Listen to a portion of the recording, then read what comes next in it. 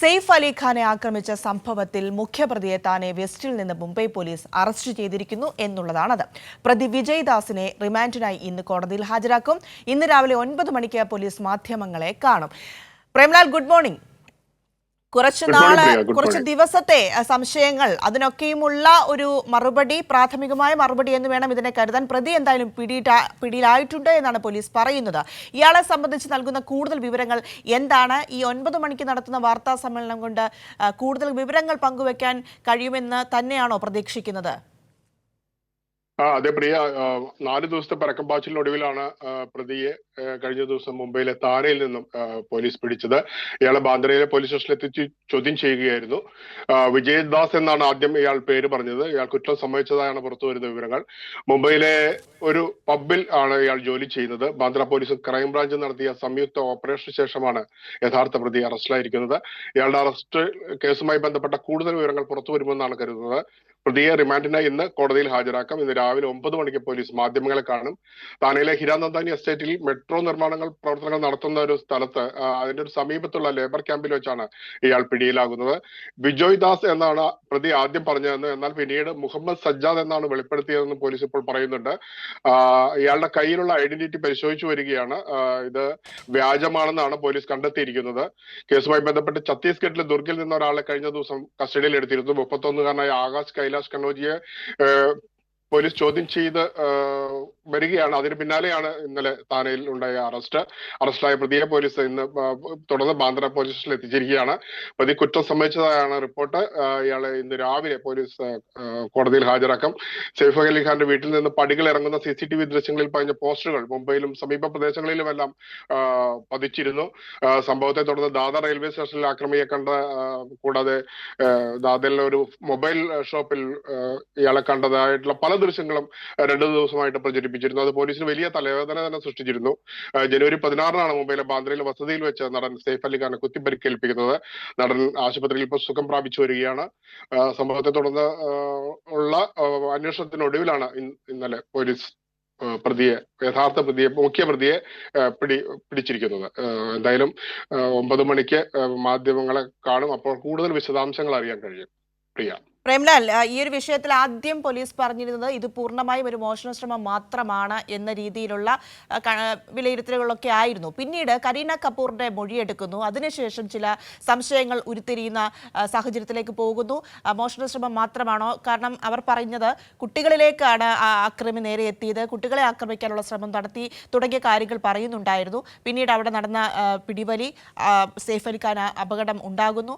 അവിടെയൊക്കെ കുറെ ദുരൂഹതകൾ കേൾക്കുമ്പോൾ നമുക്കും തോന്നിയിരുന്നു. മാത്രമല്ല, ഇത്ര വലിയൊരു താരത്തിന്റെ വീട്ടിലേക്ക് എങ്ങനെ ഇത്ര സുഖമായി ഒരു അക്രമി പ്രവേശിക്കുന്നു, ഈ തരത്തിൽ ഇതൊക്കെ നടത്താൻ അയാൾക്ക് സാധിക്കുന്നു എന്നതൊക്കെ ചോദ്യചിഹ്നമായി നിൽക്കുന്ന കാര്യങ്ങളാണ്. ഇപ്പോൾ പോലീസ് അക്കാര്യങ്ങളിലൊക്കെ ഏത് രീതിയിലാണ് നിഗമനങ്ങളിലേക്ക് പോകുന്നത്? അന്വേഷണം ഈ മോഷണ ശ്രമം എന്നതിൽ മാത്രം കേന്ദ്രീകരിച്ചായിരിക്കില്ലല്ലോ തുടരുന്നത്. അതെ, ഇതൊരു മോഷണശ്രമം മാത്രമായിരിക്കാൻ വഴിയിൽ ഇത് വളരെ ആസൂത്രിതമായിട്ട് ഒന്ന് രണ്ട് ദിവസമായിട്ട് ഈ കെട്ടിടത്തിന്റെ പരിസരത്ത് ഇദ്ദേഹം ഉണ്ടായിരുന്നെന്നാണ് ഇപ്പോൾ പോലീസ് സംശയിക്കുന്നത്. അതുപോലെ കരീന പറഞ്ഞതനുസരിച്ച് കുട്ടികളെ തട്ടിക്കൊണ്ടുപോയി ഇനി ഇതിന്റെ കെയർടേക്കർ പറഞ്ഞിരുന്നല്ലോ 1 കോടി രൂപ ആവശ്യപ്പെട്ടുവെന്ന്. അങ്ങനെ വല്ല പരിപാടിയായിരുന്നു എന്ന്. അപ്പോൾ ഇതിന്റെ പുറകിൽ ഒരാൾ മാത്രമായിരിക്കില്ല, ഒരു സംഘം തന്നെ ഇതിന്റെ പുറകിലുണ്ടായിരിക്കണം. വളരെ ആസൂത്രിതമായിട്ടുള്ള നടത്തിയ ഒരു ശ്രമമാണ്. കുട്ടികളെ തട്ടിക്കൊണ്ടുപോയി പൈസ പിടിക്കുവാനോ അതുള്ള മറ്റു വല്ല ഉദ്ദേശങ്ങൾ ഉണ്ടായിരുന്നോ എന്നുള്ളതെല്ലാം, അതുകൂടാതെ സൈഫുമായി അടുത്ത ബന്ധമുള്ളവർക്ക് ആർക്കെങ്കിലും ഇതിൽ പങ്കുണ്ടോ എന്നുള്ള വിഷയങ്ങളും ചർച്ചയായിരുന്നു. ഈ കെട്ടിട താമസ സമുച്ചയം വളരെ സുരക്ഷിത ക്രമീകരണങ്ങളുള്ള ഒരു സ്ഥലമാണ്. അത് അവിടെ തന്നെ ഇങ്ങനെ ഒരാൾ അതിക്രമിച്ച് കടക്കുക എന്നുള്ളതെല്ലാം വളരെയധികം സംശയത്തിന് ഇടം നൽകിയിരുന്നു. അതുകൊണ്ട് തന്നെ കൂടുതൽ വിവരങ്ങൾ ഇന്ന് ഈ പ്രതിയെ ചോദ്യം ചെയ്യുന്നതിലൂടെ പുറത്തു വരുമെന്നാണ് അറിയാൻ കഴിഞ്ഞത്.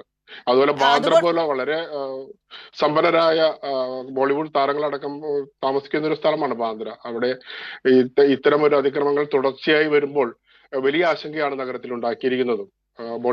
നിരവധി ബോളിവുഡ് താരങ്ങൾ, നിരവധി പ്രമുഖർ, വിവിധ വ്യവസായങ്ങളെല്ലാം താമസിക്കുന്ന ഒരു സമ്പന്നരുടെ ഒരു ഇടമാണ് ബാന്ദ്ര. അവിടെയാണ് ഇപ്പോൾ തുടർച്ചയായ ഇത്തരം കേസുകൾ വന്നുകൊണ്ടിരിക്കുന്നത്. അത് വലിയൊരു ആശങ്കയാണ് മുമ്പിൽ ഉണ്ടാക്കിയിരിക്കുന്നത്. അതുകൊണ്ട് തന്നെ ഇത് പോലീസിന്റെയും കൂടി വലിയൊരു ഉത്തരവാദിത്തമാണ് പ്രതിയെ എന്താണ് യഥാർത്ഥ കാരണമെന്നും ഈ ക്രൈം എങ്ങനെയാണ് ഉണ്ടായതെന്നും എല്ലാം പുറത്തു വരേണ്ട കാര്യങ്ങളാണ്. ഒരു കാര്യം കൂടി പ്രേംലാൽ, ഈ ഒരാളിൽ തന്നെ കേന്ദ്രീകരിച്ചാണോ, ഒരാൾ മാത്രമാണ് ഇതിന് പിന്നിൽ എന്ന രീതിയിലാണോ ഇപ്പോഴും പോലീസിന്റെ പ്രതികരണം വരുന്നത്? കാരണം 4 ദിവസമായി ഈ സംഭവം നടന്നിട്ട് ഇപ്പോഴും ഇയാൾ താനെയിൽ തന്നെ ഉണ്ടായിരുന്നു, അതായത് സംസ്ഥാനം വിട്ടിട്ടില്ല, മഹാരാഷ്ട്രയിൽ തന്നെ താനെയിൽ തന്നെ തുടരുന്ന ഒരു സ്ഥിതി ഉണ്ട്. അപ്പോൾ ഇയാൾക്ക് കൂടുതൽ സഹായങ്ങളൊക്കെയും പല രീതിയിൽ വരാനുള്ള സാഹചര്യവും നമ്മൾ കരുതണം. ആ രീതിയിൽ ഒന്നിൽ കൂടുതൽ ആളുകൾക്ക് പങ്കുണ്ട് എന്നും പോലീസ് ഉറച്ചു വിശ്വസിക്കുന്നുണ്ടോ? പ്രിയ, പുറത്തു വന്നിരിക്കുന്ന CCTV ദൃശ്യങ്ങളിൽ ഒരാളുടെ ചിത്രം മാത്രമാണ് കാണുവാൻ കഴിഞ്ഞത്. അതുപോലെ തന്നെ നഗരത്തിന്റെ പല ഭാഗങ്ങളിലും ദാദർ റെയിൽവേ സ്റ്റേഷൻ, ദാദറിലൊരു മൊബൈൽ ഷോപ്പിൽ അവിടുത്തെ ദൃശ്യങ്ങൾ, കൂടാതെ ബാന്ദ്രയിലെ ദൃശ്യങ്ങൾ, ഇങ്ങനെ 3-4 ദൃശ്യങ്ങൾ, CCTV ദൃശ്യങ്ങൾ പോലീസിന് ലഭിച്ചിരുന്നു. അതുകൊണ്ട് തന്നെ ഒരാളെ കേന്ദ്രീകരിച്ചായിരുന്നു അന്വേഷണം മുഴുവൻ നടത്തിയിരുന്നത്. ഇയാളെ പിടിച്ചിപ്പോൾ ചോദ്യം ചെയ്യുമ്പോഴാണ് അറിയാൻ കഴിയുക ഇതിന്റെ പുറകിൽ മറ്റാരെങ്കിലും ഉണ്ടോ എന്നുള്ള കാര്യം. CCTV ദൃശ്യങ്ങള് ഇയാളെ മാത്രം കേന്ദ്രീകരിച്ചിട്ടാണ്. ഇന്നലെ മധ്യപ്രദേശിലെ അറസ്റ്റിലായതും ഒരാളെ കേന്ദ്രീകരിച്ചിട്ടുള്ള അന്വേഷണം തന്നെയായിരുന്നു നടന്നിരുന്നത്. ശരി പ്രേംലാൽ, എന്തായാലും സെയ്ഫ് അലി ഖാനെ ആക്രമിച്ച സംഭവത്തിൽ മുഖ്യപ്രതിയെ താനെ വെസ്റ്റിൽ നിന്ന് മുംബൈ പോലീസ് അറസ്റ്റ് ചെയ്തിരിക്കുകയാണ്. പ്രതിയുടെ പേര് വിജയ് ദാസ് എന്നാണ്. ഇയാളെ റിമാൻഡിനായി ഇന്ന് കോടതിയിൽ ഹാജരാക്കുമെന്നും മനസ്സിലാക്കുന്നു.